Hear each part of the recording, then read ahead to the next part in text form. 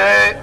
It's a rally organised by Wigan Trades Council against the condemned government's proposed cuts in public spending, which will have a massive impact on every single person in this borough.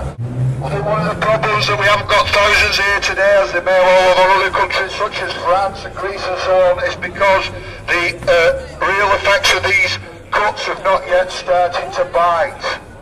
But if I tell you that the effects of them could well lead, as Vince Cable alerted us to before he turned court and became a true blue Tory alongside his public schoolboy chums David Cameron and George Osborne. He warned us, he said, if the Tories carry out this level of cutbacks, and they're more severe than what the Tories were even proposing during the general election, he said that we're in a danger of double-dip recession, and not only a double-dip recession, some economists say potentially a 1930s-style depression, which could see millions more people on the dole and see the type of social conditions that our great-grandparents had to endure in the 1930s. Now, if that's what we all want, then all we need to do is go about our business and do nothing. But if we want to stop that, if we want to defend the welfare state that was bequeathed to us by our fathers, then we need to get up and do something about it. Shelley pointed out in his poem, The Mask of Anarchy, we are many, they are few. And that's something we need to take on board in terms of this fight. This government doesn't actually have a mandate.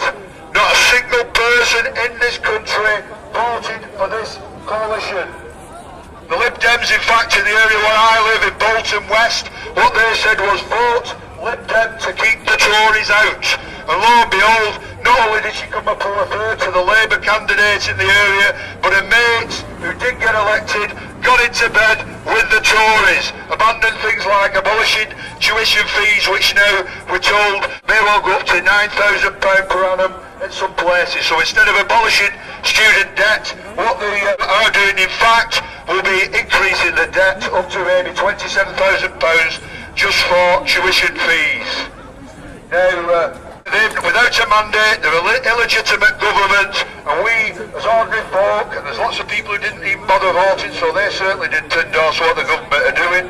We need to unite together across all the divisions we may have on other issues to stop this government doing what it's doing. We're not at that level now. We've only got a few people who are actually even concerned. We need to get together. We need to start to organise in our communities, setting up local groups consisting of all the people who are going to be affected, our pensioners, the unemployed, and we need to start building those in every ward across this borough. And we need to be bringing those groups together on a Wigan basis so that we can actually start to mount and build a movement in this area. We need to be starting thinking about using creative tactics as well, rather than relying on old methods of struggle. We need to now talk about new ways of doing things. Maybe more than strikes, thinking about occupations and sit-ins and sit-down strikes, and we need to be upping the ante as far as this fight's concerned.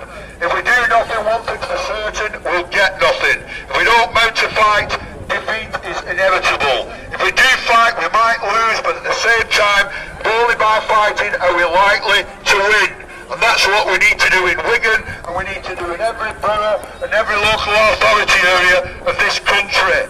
There's millions of us, the Tories and the Lib Dems together didn't poll a majority of the population.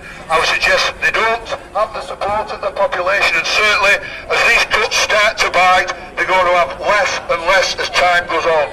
We need to mount a fight back, as I say. If we do nothing, we're doomed. We're potentially going to end up back in the 1930s and being able to do nothing about it. There's a meeting on Tuesday night for those of you who aren't in a union yet, and I would suggest if you're not in a union, you should certainly join it.